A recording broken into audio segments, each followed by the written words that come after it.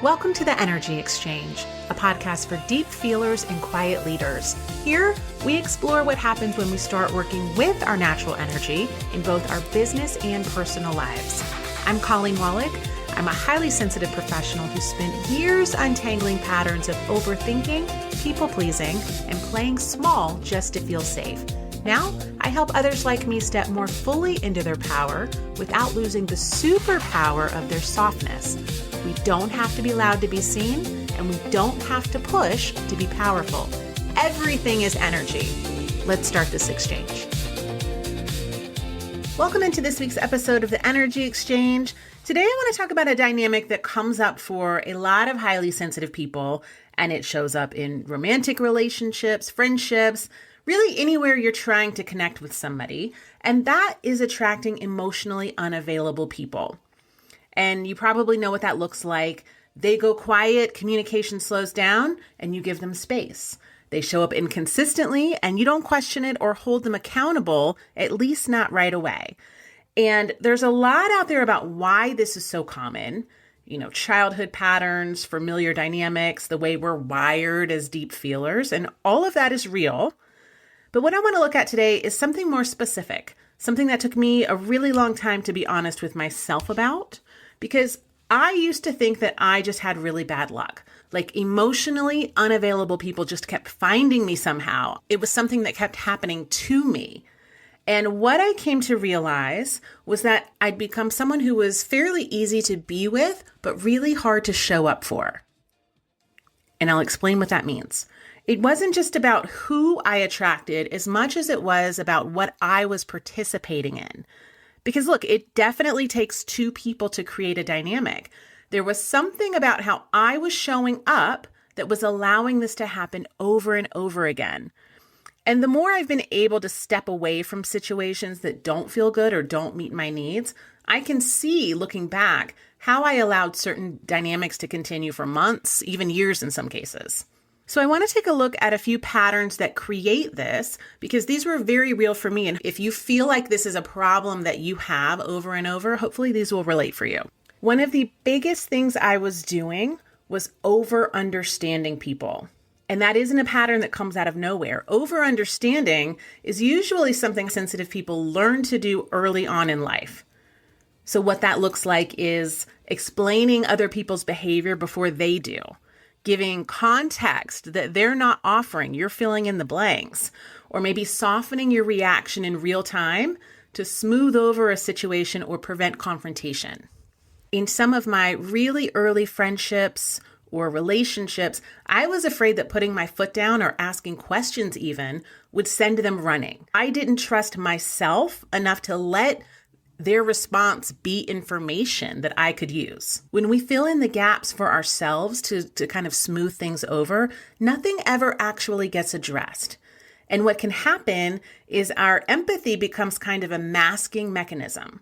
And I talked about this a few episodes ago, how hyper empathy can start to edit your voice. You start filtering the things that you say. So instead of very clearly and authentically expressing what something feels like for you, you start managing the situation. And when nothing really lands, you all of a sudden become very easy to be with. There's no real expectation for anything to change.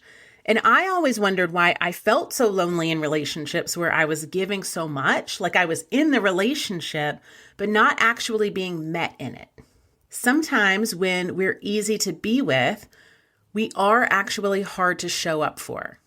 And when I say easy to be with, I don't mean that I was perfect or peachy. I'm sure that I was very frustrating for my partners, but I wasn't demanding anything. I was suffering inside myself, or I was explaining away behavior to make myself feel better about it. So I wasn't asking for sweeping changes. If you had a very specific way of being, you could still have that with me. That looked like going along with plans even when they didn't really work for me, or not bringing things up because I didn't want to make it a thing. And if you're used to regulating the emotional space, adjusting to other people's needs or adapting as you need to, on the surface, it looks like you don't require much. It looks like you're low maintenance. But underneath, you have those needs that aren't being expressed. So yes, you're easy to be with. But again, you're difficult to show up for because you're not showing people what's actually required.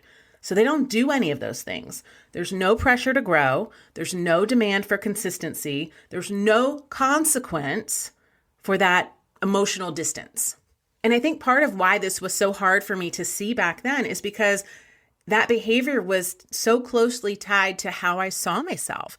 I identified, and I still do, as someone who understands people, who really tries to hold complexity and nuance. And that made it really easy to stay in dynamics that validated that identity, even when they weren't meeting my needs. If you are a person whose natural tendency is to see the layers in other people, to see the good, the bright spots, no matter what's going on, you'll always have a reason to stay. But you might find yourself offering the emotional depth in the relationship without requiring emotional presence in return. And that can make it easy for someone to stay exactly as they are. You're not speaking up, which means there's no pressure.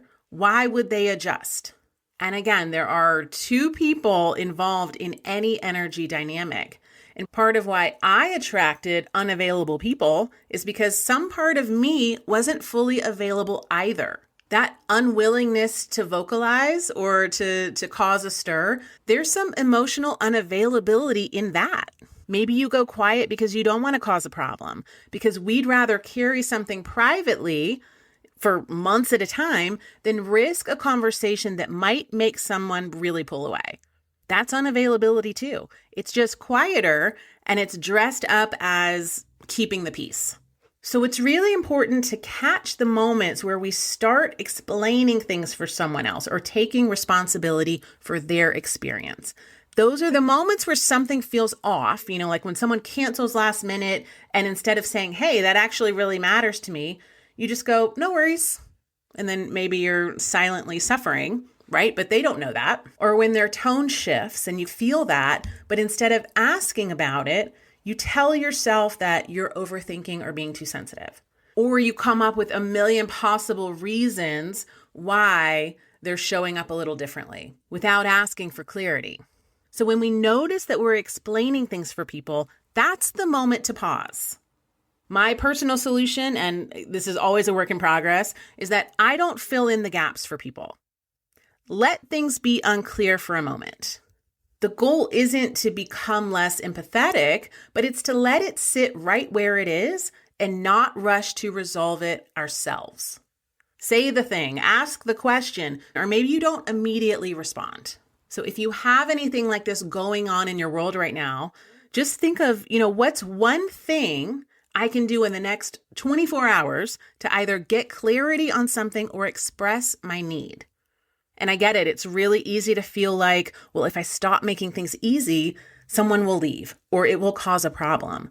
But that fear is exactly the thing worth sitting in, because this is a pattern that you might be perpetuating. If you stop being the one who makes everything easy, you find out really quickly who's actually willing to meet you where you are. All right, I'm going to leave it there, really short and sweet this week. If this resonates with you, I would love a review. If you know of somebody who's dealing with this kind of stuff, please share the podcast. I'd love to get more like-minded people in this space. Thank you for listening, and I will chat with you next week.